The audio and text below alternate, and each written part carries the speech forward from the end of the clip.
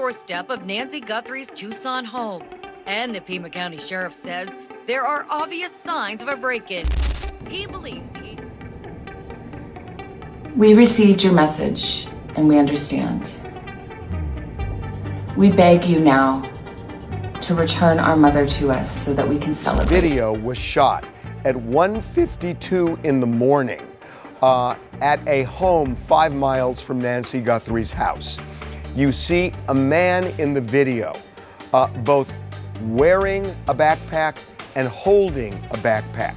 The backpack that he is holding has reflective stripes similar to the backpack that the kidnapper was wearing at Nancy's door. At 1:47 in the morning, in the pitch darkness of the Arizona desert, a doorbell camera stopped recording. 41 minutes later, at 2:28, a pacemaker application on an 84-year-old woman's phone disconnected from its signal. Between those two timestamps, something happened inside a quiet brick home in the Catalina foothills north of Tucson, Arizona. Something that left blood on the front porch. Something that left daily medication sitting untouched on a kitchen counter. Something that left a family shattered and a nation searching for answers.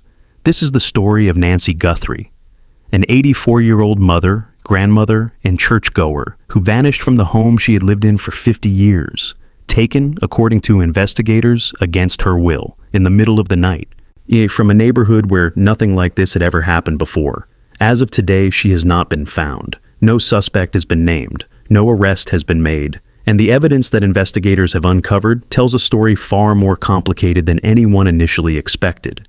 This is not speculation. This is not theory. Everything you are about to hear has been reported by law enforcement officials, confirmed by investigators, or documented through public records and verified news sources. This is what we know. Before we get into what happened on the night of January 31st, you need to understand something about Nancy Guthrie, because every news outlet in the country is calling her Savannah Guthrie's mother. And that is true, but it is also the reason she may have been targeted. And to understand why, you have to understand the life she built long before her daughter became famous. Nancy Ellen Long was born on January 27, 1942, in Fort Wright, Kentucky, a small river town across the Ohio from Cincinnati. In the early 1970s, she and her husband Charles moved to the Tucson area and fell in love with the desert. In 1975, they bought a single-story brick home in the Catalina foothills just north of Tucson. 5 bedrooms, 4.5 bathrooms, a pool in the back, desert in every direction. They paid $85,000 for it. That house would become the center of everything.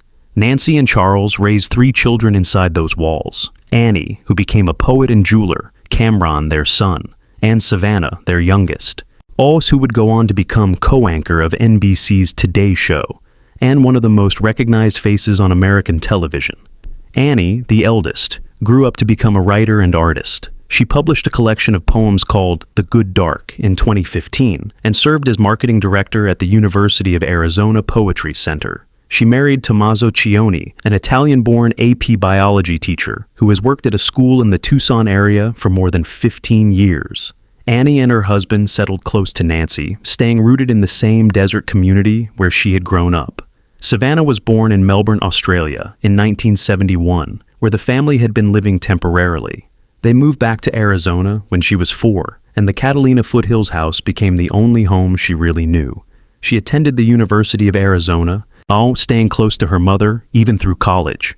Her first job in journalism was at a small station in Butte, Montana, and Nancy supported the move, even though the idea of her daughter leaving was heartbreaking. From Montana, Savannah moved to stations in Missouri and then back to Tucson, working at KVOA, the city's NBC affiliate, before eventually making her way to Washington, D.C.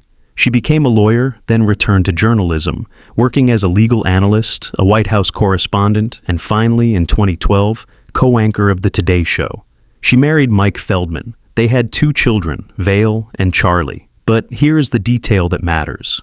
Even after the children grew up, even after Savannah's career took her to New York, the sisters had a pact. On any given weekend, and one of them would stay home so that their mother would never be alone. It was unspoken. It was automatic. It was the kind of thing that tells you everything about who Nancy Guthrie was to her family. Savannah described it years later in an interview. "We had a spoken or unspoken pact," she said, "that on the weekends, even though we were college girls, one of us would always stay home on one of the weekend nights so that my mom wouldn't be alone. That was just something we did together as sisters." In 1988, Charles Guthrie died at the age of 49 on a mining exploration trip in Mexico. Savannah was 16. Nancy was left alone in that house with 3 children and a grief that would have broken most people. She did not leave. She stayed in the house. She stayed in the desert. She raised her children through it. And for the next 38 years, that brick home in the Catalina foothills was her anchor, her constant. The one place in the world where she felt completely safe. Nancy became a fixture in her community. She was active at St. Andrew's Church, attending services faithfully and maintaining close friendships through her congregation. When the pandemic shifted services online, she adapted, watching virtual church with a friend as part of her Sunday routine. It was this routine that would ultimately lead to the discovery of her disappearance. No matter how far Savannah's career took her, she always came back. She and Mike brought Vale and Charlie to visit Nancy at least twice a year. In March of 2024, Savannah's co-host Craig Melvin visited Nancy at the house during a trip to Tucson. Savannah posted about it on Instagram, and calling it "Friendship and Love in Action." Then, in November of 2025, just 3 months before she vanished, Savannah brought cameras to Tucson for a Today Show segment. She called herself a daughter of the desert. She took her mother to lunch at El Charro, a local restaurant downtown. And Nancy, 84 years old, sharp as ever, smiled and described her life in the desert the way she always had. "Just the air," she said. "The quality of life is laid back and gentle." She laughed about the javelinas eating her plants, those wild pig-like animals that wander through the Arizona scrub. The Catalina foothills, the community Nancy called home, sat perched along the Santa Catalina Mountains. It had a population of around 53,000 people, with a median age of 56. Properties were large, in often more than an acre, set back from the road and screened by desert foliage, cactus, and shrubbery. Neighbors described it as quiet, safe, and friendly. But the neighborhood had one characteristic that would become significant later. There were no streetlights. When night fell in the Catalina foothills, the darkness was total. The kind of darkness that desert communities embrace for stargazing and solitude. The kind of darkness where no one can see what is happening on a neighbor's porch. 3 months after that lunch at El Charro, Nancy's blood was on the front porch. Here is what we know about January 31st, 2026. And I need you to pay close attention to the timeline, because there is a gap in it that investigators have not been able to explain. That Saturday evening, Nancy spent time with her family. Dinner, the card games. An ordinary evening in an ordinary home. The kind of night this family had shared hundreds of times. At approximately 9:45 that evening, Nancy's son-in-law drove her home. He dropped her off at the front door. She went inside. The door closed. That was the last time anyone in her family saw Nancy Guthrie. Now, here is where the timeline starts to fracture. For roughly 4 hours, nothing happened. No alerts, no disturbances. Nancy presumably followed her normal evening routine and went to bed in the home she had slept in for 50 years. Then, at 1:47 in the morning, on February 1st, her Nest doorbell camera disconnected. Not from a power outage, not from a software glitch. Someone physically tampered with the device. They wanted to make sure that whatever happened next would not be recorded. No, they almost succeeded. But here is what the person apparently did not know. The camera's back-end systems continued to collect data even after the physical device was compromised. The FBI would later recover images and footage from those back-end systems that the intruder clearly never intended to exist. Remember that. It becomes critical later. At 2:12 in the morning, 25 minutes after the camera went dark, the system detected motion. Someone was there. But because the video feed had been disrupted, there is no footage. The system registered a presence it could not show. Then, at 2:28 in the morning, Nancy's pacemaker application disconnected from her phone.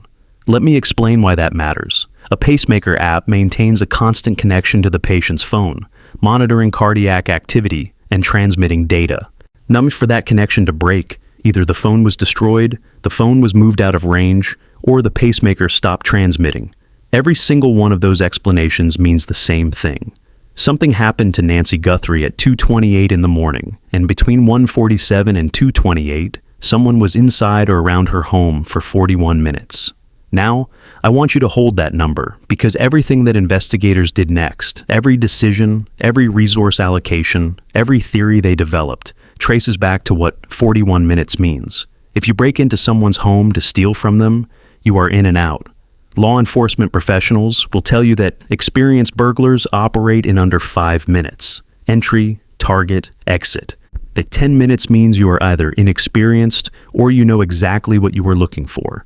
15 minutes is pushing it, 20 minutes, and the nature of the crime starts to shift from property to something else. 41 minutes is not burglary. 41 minutes inside a residence means you are not worried about being caught. It means you know the layout. You know where the cameras are. You know the patterns of the neighborhood. You know when the homeowner's family is not going to check in, or it means you do not care. Either way, when Sheriff Chris Nanos of the Pima County Sheriff's Department saw that timeline, he made a decision that caught everyone off guard. He called in homicide investigators, not search and rescue, not the missing persons unit, homicide. To be clear, search and rescue was also deployed. Drones, search dogs, OI volunteers, border patrol, the full apparatus of a major missing person response was activated. But the addition of homicide investigators this early in a case where no body had been found sent a signal that everyone in law enforcement understood immediately. When reporters asked him about that decision, his answer was careful but unmistakable. He said he receives daily briefings on search and rescue operations throughout Pima County. Missing person cases are regular occurrences, and rarely, he said, does law enforcement ever call out homicide in a missing person case. Then he said 6 words that changed the direction of this entire investigation. There is something that is not right here. Sheriffs do not say that publicly unless they mean it. That statement was not speculation. It was not dramatic flair. It was a law enforcement executive telling the public, on the record, that the evidence inside that house did not match the story being told, and the story being told was about a ransom. When deputies arrived at Nancy's home on the afternoon of February 1st, they found what the family had already discovered. Nancy was gone, but the things she would never leave without were still there. Her phone was in the house, her wallet was in the house, and her daily medication was sitting on the kitchen counter. I need to stop here because this detail does not get the attention it deserves. Nancy Guthrie had a pacemaker. She had high blood pressure. She had heart issues that required daily pharmaceutical management. Sheriff Nanos confirmed publicly that these were not optional treatments. They were medications that maintained her physiological stability. Missing a single day could trigger serious medical episodes. Missing multiple days could become life-threatening. Sheriff's dispatcher audio, captured on broadcastify.com, referenced her pacemaker and heart conditions specifically. The medication was on the counter, in plain sight, in the spot where she kept it every single day for easy morning access. Whoever spent 41 minutes inside that home would have seen it. They left it. Now think about that in the context of a kidnapping for ransom.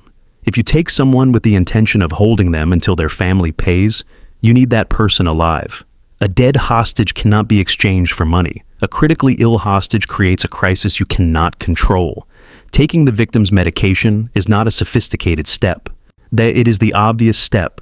It is the most basic thing you do if you want your operation to succeed. The medication was right there. It would have taken 5 seconds to grab. So either the person who took Nancy did not understand that she needed it, which seems unlikely given how much time they spent inside the home, or they understood and did not care whether she survived long enough for a ransom to be collected.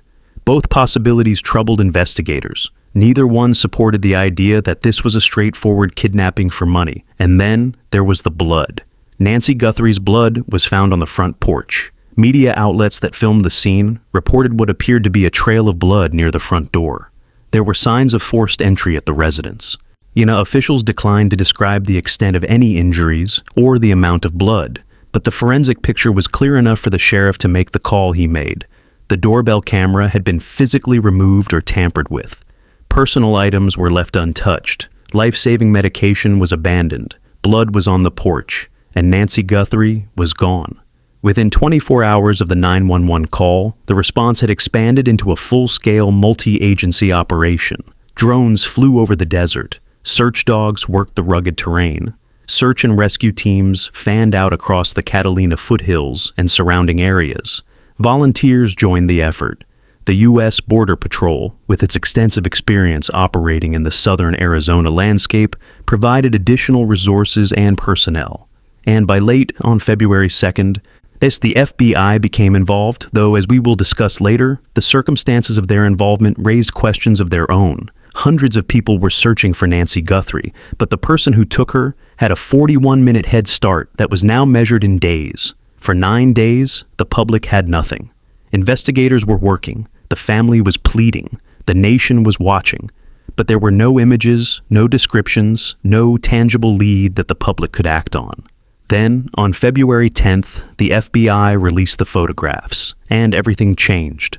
FBI Director Kash Patel posted 4 black and white images recovered from the back-end systems of Nancy's doorbell camera. The same camera that someone had tried to destroy. The same system that kept recording even after it was supposed to be dead. The images showed a figure standing on Nancy Guthrie's front porch. Ski mask covering the entire face. Long pants, jacket, gloves, a black backpack on the back, and a handgun in a holster positioned over the crotch area.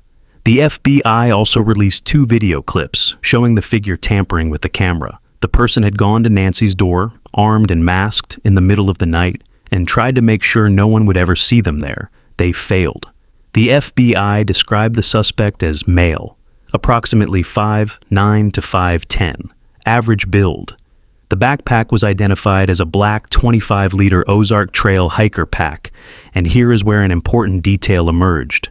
The Ozark Trail brand is sold exclusively at Walmart. Investigators immediately began reviewing surveillance footage from Walmart locations in the Tucson area. Later reports confirmed that the suspect's clothing may also have been purchased there, though the Pima County Sheriff's Department cautioned that the clothing was not exclusively available at Walmart, and the connection remained a possibility only. This told investigators something.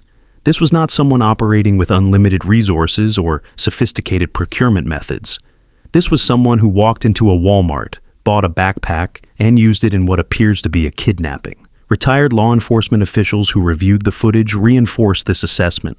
A former FBI special agent described the suspect's gun handling technique as amateurish. The way the weapon was positioned, the way the person moved. None of it suggested training, experience, or professional criminal operation. The assessment was that this appeared to be someone who had acquired a weapon and a plan, but lacked the competence to execute either professionally. The FBI's own video forensic analysis unit was deployed to the scene.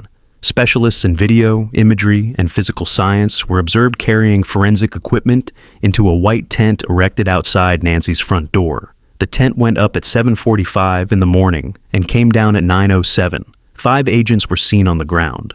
Photographs taken by Fox News Digital showed investigators leaving with a diagram displaying human heights, suggesting they were comparing physical dimensions from the scene to the surveillance footage to refine the suspect description. A prominent member of the forensic team had previously worked on the Brian Kohberger case in Idaho. The FBI also launched a dedicated webpage on the disappearance, featuring case details, still images, doorbell camera footage, reward information, and Guthrie's physical description. Within days, the FBI reported receiving more than 13,000 tips. The Pima County Sheriff's Department was fielding thousands more. That combined number would eventually surpass 30,000. The nation had seen the face, or at least the mask, of the person who took Nancy Guthrie. But here is the problem with 30,000 tips. Most of them lead nowhere, and the ones that seemed most promising led to the most frustrating dead ends. Now, we need to talk about the ransom notes, because on the surface they tell a simple story. Someone took Nancy Guthrie, and they wanted money, but when you look at the details, the story falls apart. On February 2nd, the day after Nancy was reported missing, Cold TV in Tucson received a ransom letter. TMZ received a similar communication around the same time. The notes demanded payment in Bitcoin for Nancy's safe return. The notes included a Bitcoin wallet address where payment could be deposited, and according to TMZ, the note also contained details about an item that had been damaged at the home, suggesting the writer had some knowledge of the scene. TMZ confirmed that the Bitcoin address in the note was genuine, meaning it was a real functional address on the blockchain. But they did not reveal the address publicly. KGUN9, a local Arizona station, reported the specific amount, $6 million in Bitcoin. The note set 2 deadlines, 5 o'clock on February 5th and February 9th. But these both came with threats against Nancy's life if payment was not received. A retired FBI agent who reviewed the language noticed something immediately. The note used the term USD when referring to American dollars. That is not how Americans typically write. Americans say dollars or use the dollar sign. USD is the kind of phrasing used in international communications, financial documents, or by someone who is not a native English speaker. The former agent suggested this could mean the writer was from overseas, or it could be a deliberate attempt to disguise identity through unfamiliar phrasing. It was a small detail, but in kidnapping investigations, small details in ransom communications are often the most revealing. Sheriff Nanos addressed the ransom notes publicly. He stated that he was absolutely not dismissing the claims. The sheriff's office also said via social media that they were aware of reports about the notes and were taking all leads seriously. But law enforcement neither confirmed nor denied the authenticity of the communications. The question of whether the notes came from the person who actually took Nancy or from someone attempting to exploit the situation remained open. On February 4th, Savannah Guthrie and her siblings released a video on Instagram. It was their first direct public address to whoever had taken their mother. Savannah looked into the camera, appearing alongside her sister Annie and her brother Cameron. We received your message, and we understand. We beg you now to return our mother to us so that we can celebrate with her. This is the only way we will have peace. This is very valuable to us, and we will pay. Given the ease with which voices and images can be manipulated, they wanted direct, verifiable evidence that their mother was being held and could be returned. They received nothing. That same day, President Donald Trump called Savannah personally after an interview with NBC's Tom Lammel. He offered additional federal resources and expressed hope for Nancy's safe recovery. The White House posted information about the case on its social media accounts, urging the public to report any relevant information. Savannah, who had been scheduled to co-host NBC's coverage of the 2026 Winter Olympics opening ceremonies from Milan, Italy, had immediately canceled her assignment and flown to Tucson the moment she learned her mother was missing. February 5th came. The first deadline passed. Silence. February 9th came. The second deadline passed. Silence. No follow-up communication through established channels, no renegotiation, no proof of life, no consequence for the missed deadlines, nothing. And this is where investigators with kidnapping experience started asking hard questions, because legitimate kidnapping for ransom operations do not work like this. When someone takes a hostage for money, communication is everything. It is the mechanism through which the crime succeeds. Captors maintain contact because it keeps pressure on the family. They provide proof of life because it motivates payment. They enforce deadlines because it creates urgency. They renegotiate when necessary because the goal is collecting money, and flexibility serves that goal. Communication methods are designed to protect criminal anonymity while maintaining negotiation capability.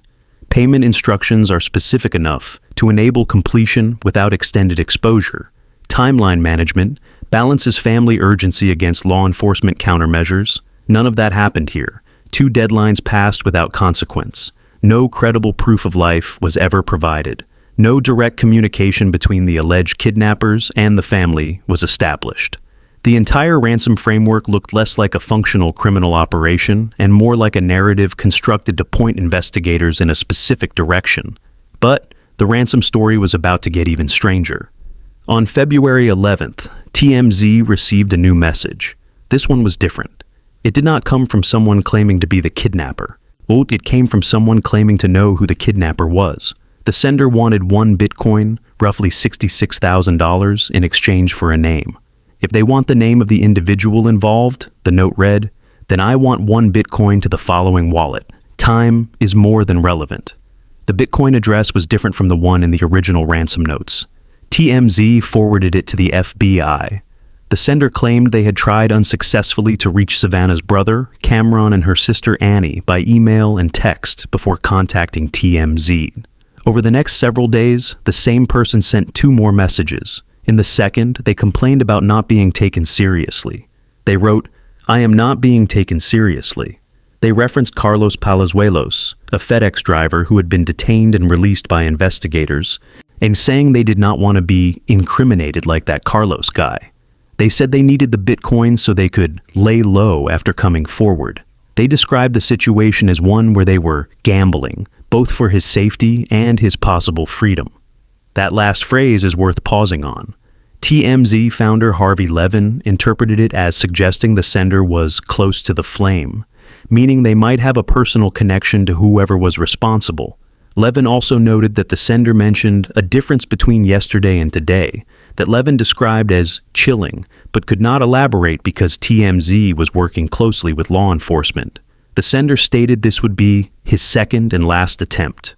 In the third message, the sender raised their demand to $100,000, matching the FBI's newly doubled reward. Or if they proposed a specific arrangement, $50,000 in Bitcoin deposited immediately in exchange for the name of the main individual, along with his information for you to track. The remaining $50,000 would be paid after an arrest was made.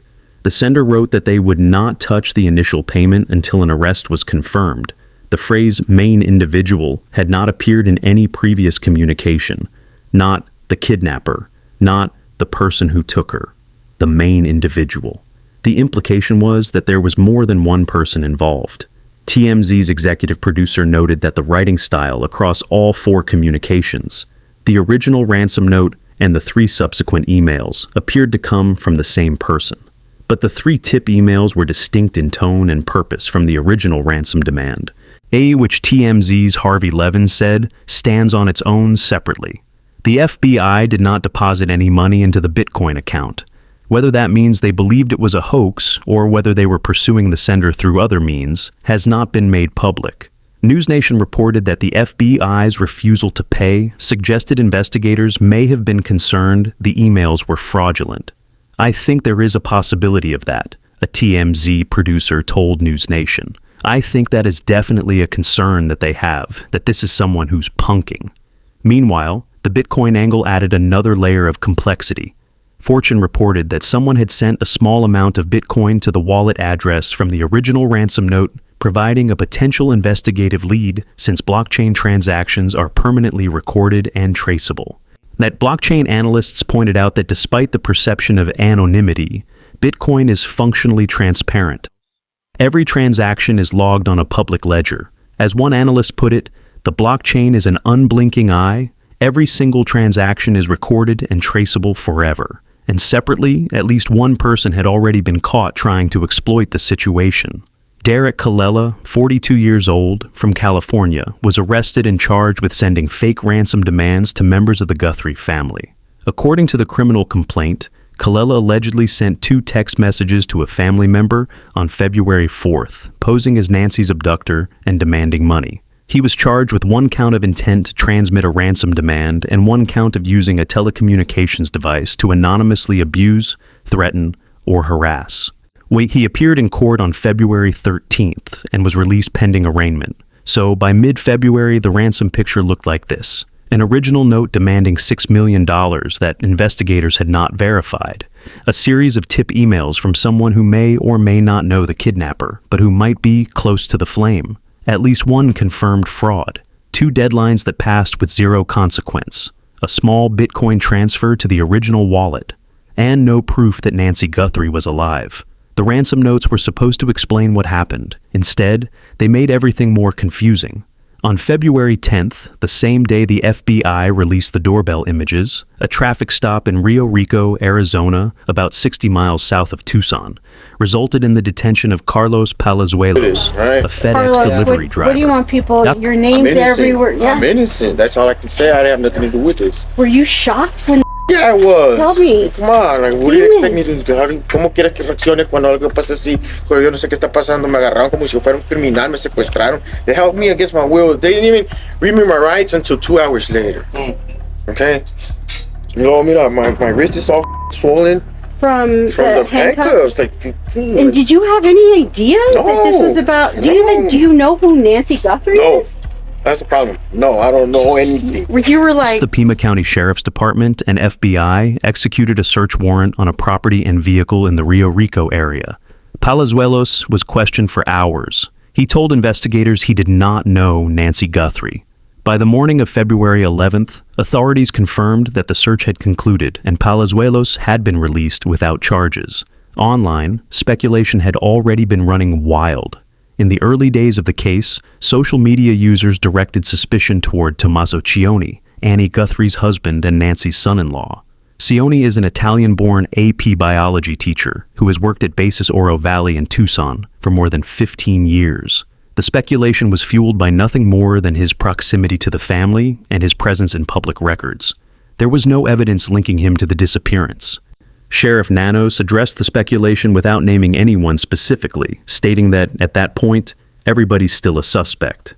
But he did not designate Cioni or anyone else as a person of interest, and the online rumors were exactly the kind of noise that investigators feared would drown out legitimate leads. On February 8th, 1 week into the search, investigators took a step that signaled a shift in their approach. They searched a septic tank and a manhole at Nancy's home.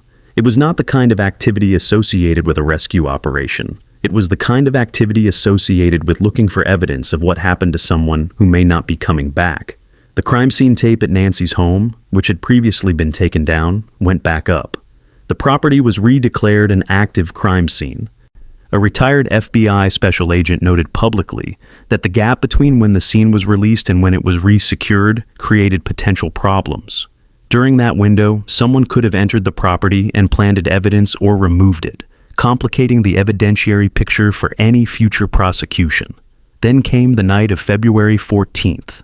SWAT teams from the Pima County Sheriff's Department, along with FBI agents, swarmed a residence near East Orange Grove Road and North First Avenue, approximately 2 miles from Nancy Guthrie's home. Multiple roads were closed. The operation lasted several hours. The Sheriff's Department confirmed on social media that the activity was related to the Guthrie case, but said the FBI had requested no additional information be released. A local law enforcement source told reporters that at least 3 people had been detained, 2 males and one of their mothers. The source cautioned that during a warrant execution, everyone present is technically detained as a matter of officer safety and procedure. At the same time, investigators converged on a second location, the parking lot of a Culver's restaurant, just over 2 miles from Nancy's home.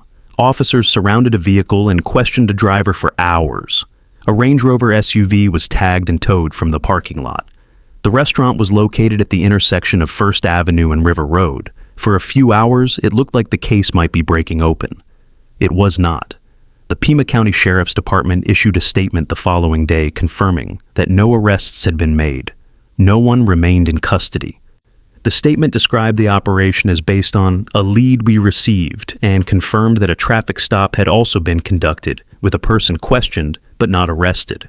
Former FBI official John Miller provided context in a media appearance, calling the operation the result of a lead that ultimately washed out. He described it as another dead end and warned the public that similar operations might happen again as the investigation continued. "I want to point out we may see a couple more of these as this goes on," Miller said. A separate development on February 10th involved a person of interest who was questioned during a traffic stop at a Culver's restaurant on Friday night. Sheriff Nanos later confirmed to a local station that the man was indeed a person of interest in the case and had been cooperative before being released.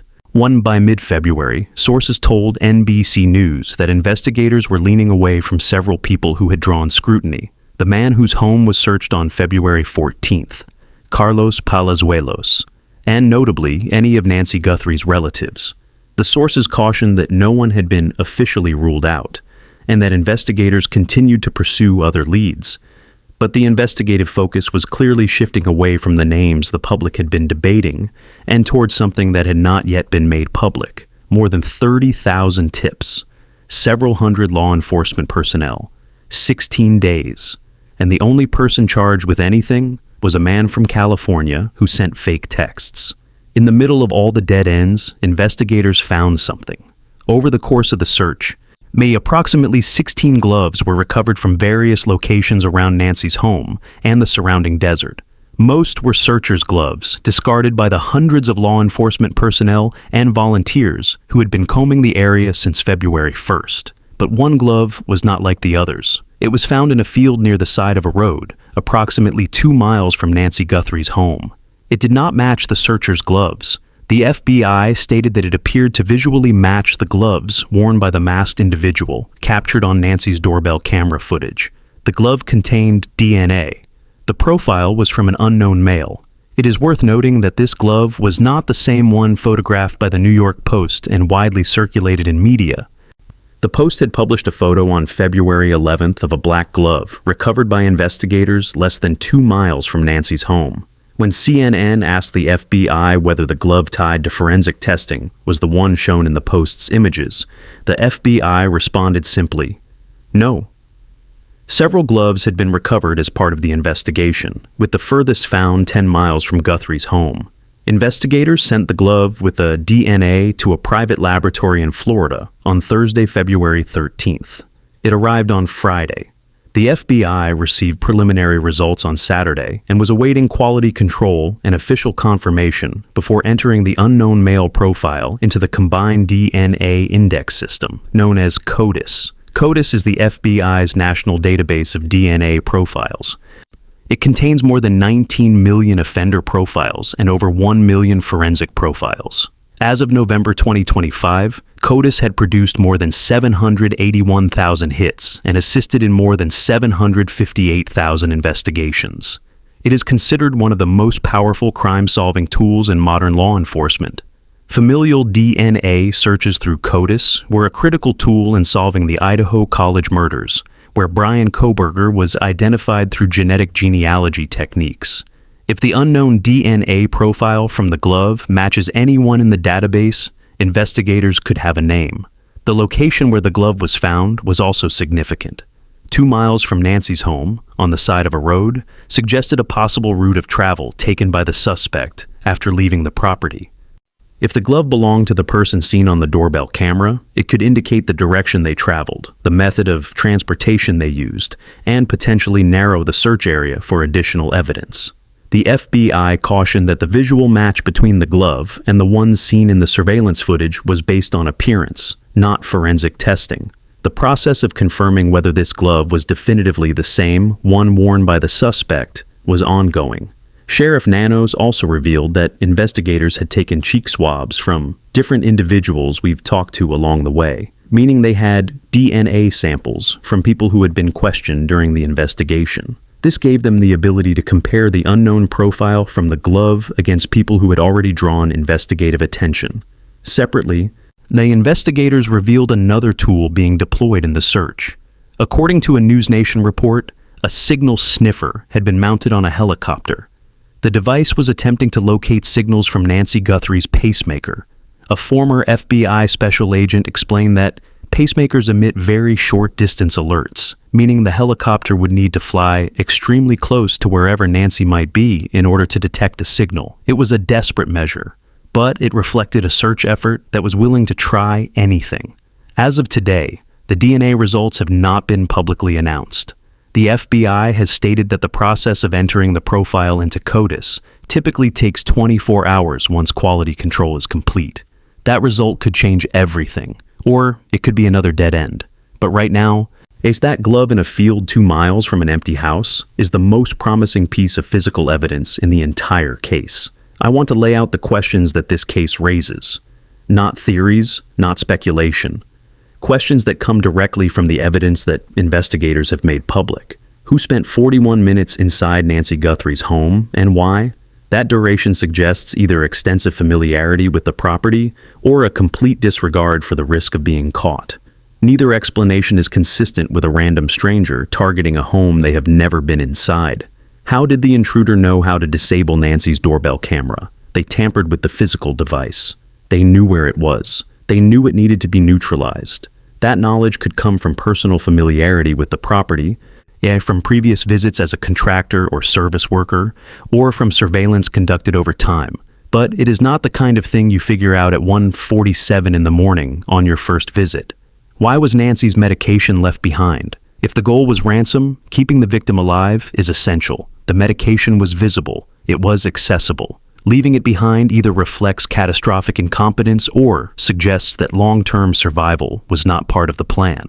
Why did the ransom operation collapse? 2 deadlines passed. No proof of life was provided. No direct communication with the family was established. The framework of the ransom fell apart in ways that do not match how kidnapping for money operations actually function. Why did this happen on the exact weekend Savannah was scheduled to travel internationally? It's how Savannah was supposed to fly to Milan for NBC's Olympic coverage. Those assignments are determined weeks or months in advance. Someone who knew about that commitment would also know that Nancy's primary family support system would be physically distant and difficult to mobilize quickly. The timing may be coincidental, but it is the kind of coincidence that investigators cannot ignore. And why did Sheriff Nanos call homicide before a body was found? That decision was public and deliberate. It meant he was seeing evidence at that scene that pointed toward outcomes more severe than a missing person case. He has not specified what that evidence was, but his 6 words, "There is something that is not right here," were as close to a public warning as a sitting sheriff can give. These questions do not have public answers yet. They may not have answers for weeks or months, but they are the questions that investigators are working through, methodically, behind the scenes, while the rest of us wait. As the investigation entered its 3rd week, the institutional response started showing strain. Reuters reported that the FBI had requested key evidence, including gloves and DNA samples, be sent to the Bureau's national lab in Quantico, Virginia. Sheriff Nanos was reported to have insisted on using a private lab in Florida instead. Nanos denied blocking FBI access, calling the report not even close to the truth, and saying the decision was coordinated with local FBI leadership. He explained that the rationale was to send everything to the same facility where existing DNA profiles and markers from the case were already being processed. But the optics were damaging. Nancy Grace warned publicly that DNA evidence could be degraded if not handled properly. Reports noted that only one local detective on the case had more than 2 years of experience on the homicide squad. And the crime scene at Nancy's home had been released and then redeclared, creating a window in which evidence integrity could have been compromised. Perhaps the most significant institutional concern involved the timing and nature of the FBI's involvement. The FBI did not become involved until late on February 2nd, more than 12 hours after the 911 call. And according to a source, the Bureau initiated contact rather than being invited by the county. And the source described the early FBI involvement as minimal, limited to what the county would allow. This raised questions about whether the first critical hours of the investigation, often considered the most important in any missing person case, had been handled with the full resources and expertise the situation demanded. The Pima County Sheriff's Department had not held a full news conference since February 5th. Since then, Sheriff Nanos had provided updates through select media interviews, but no comprehensive briefing had been convened. The department said it would not hold another news conference unless there were significant developments. For the community and the nation watching, the silence was difficult to interpret. Meanwhile, the media circus intensified. True crime live streamers and podcasters descended on Tucson in significant numbers, expanding the media presence far beyond the satellite trucks and network correspondents that had been there from the start. Jimmy Williams, host of a YouTube channel called Dolly Vision, told the BBC he had spent 5 days camped outside Nancy's home and had gained more than 8,000 new subscribers since the case began. He said the speculation surrounding the case only heightened the intrigue. Arizona State Representative Alma Hernandez delivered a public rebuke on social media, accusing some self-styled online reporters of undermining the seriousness of the investigation. Investigators reportedly expressed similar frustrations, saying that aggressive, rumor-driven coverage from amateur content creators had been actively unhelpful and, in some cases, harmful to the investigation. The case drew comparisons to the Lindbergh baby kidnapping of 1932, not for the crime itself, but for the way the investigation was being consumed by a 24/7 media spectacle that risked overshadowing the actual search for an 84-year-old woman. Through everything, the Guthrie family has not stopped. Savannah canceled her Olympic assignment the moment she learned her mother was missing. She flew to Tucson and has been there since, working alongside investigators, releasing video statements, and maintaining a public presence that has kept her mother's case in the national conversation. And an NBC producer who knows Savannah personally described the call she received about her mother's disappearance as the worst phone call of her life. She immediately scrambled to fly to Arizona. NBC mobilized its resources to support one of the network's biggest and most beloved stars. On February 4th, Savannah and her siblings told the potential kidnappers they were ready to talk and asked for proof of life. On February 7th, 1 week after the disappearance, they released the video in which Savannah said, "We will pay." On the same occasion, her brother Cameron addressed the kidnappers directly. "Whoever is out there holding our mother, we want to hear from you. We haven't heard anything directly." On February 15th, 2 full weeks since her mother was taken, Savannah posted again on Instagram. "It's been 2 weeks since our mom was taken, and I just wanted to come on and say that we still have hope and we still believe." Then she spoke directly to whoever took her mother. "To whoever has her or knows where she is, it is never too late to do the right thing. You're not lost or alone." On a separate occasion, Savannah shared archival footage of her mother playing with her children when they were young. "Our lovely mom," she wrote, "we will never give up on her. Thank you for your prayers and hope." In the Catalina foothills, yellow flowers, a symbol of hope, began appearing at the end of Nancy's driveway within days of her disappearance. The tribute grew steadily as the days passed. Candles, handwritten notes, small tokens, and more flowers accumulated along the entrance to the property where Nancy had lived for half a century. A sheriff's deputy remained stationed in the driveway. Media vehicles lined the street, and still, people kept coming. At KVOA, the Tucson NBC affiliate where Savannah had started her career decades earlier, a 4-foot banner was hung outside the building. It read simply, "Bring her home." People from across the country signed it. Eduardo Ortiz, a neighbor, told CNN at the tribute site, "We see her every day on the Today Show, and she's part of our family on the show, so we felt that we had to come out here." On February 17th, President Trump stated in an interview with the New York Post that he would direct the Department of Justice to seek the most severe federal punishment against those responsible if Nancy is not returned alive. When asked whether that could include the death penalty, Ed Trump responded, "The most, yeah, that's true."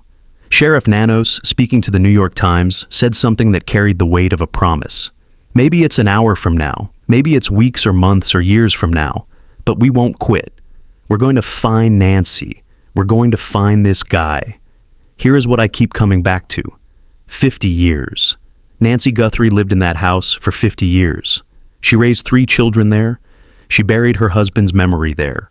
She watched the javelinas eat her plants and laughed about it. She went to church on Sundays and kept her medication on the counter and called the desert air gentle.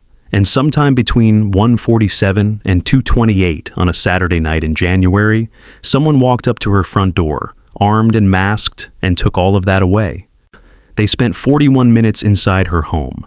They left her medication on the counter. They disconnected her camera. They sent ransom notes that led nowhere, and then they vanished into the same darkness that Nancy loved about her neighborhood. As of right now, no one knows where Nancy Guthrie is. No one knows if she is alive. No one has been arrested. And the only physical evidence that might identify the person who took her is DNA on a single glove found in a field 2 miles from her empty house. But 30,000 people have called in tips. Hundreds of investigators are working around the clock. The FBI's most advanced forensic tools are being deployed, and a family that has already survived the worst kind of loss is refusing to give up on the woman who held them together through all of it. If someone knows what happened to Nancy Guthrie, someone knows who walked up to that porch, someone knows where she is right now. If that person is watching this, the FBI tip line is 1-800-CALL-FBI. The Pima County Sheriff's Department can be reached at 520-351-4900. There is a $100,000 reward for information leading to Nancy's recovery or the arrest of anyone involved. Nancy Guthrie is 84 years old. She has a pacemaker. She needs her medication every day. Her family wants her home. And this story is not over.